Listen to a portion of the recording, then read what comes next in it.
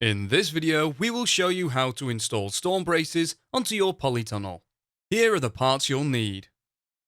Storm braces are only fitted to intermediate hoops, not the two end hoops.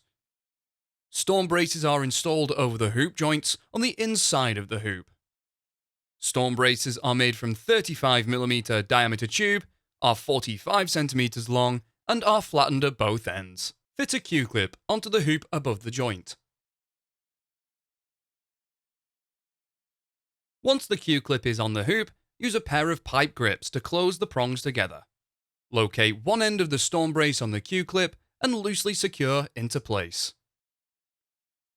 Next, fit another Q-clip below the joint and secure the opposite ends of the storm brace. Adjust the position so the middle of the storm brace is over the joint and then firmly tighten both Q-clips. You can now repeat this process to fit the remainder of the storm braces on the intermediate hoops.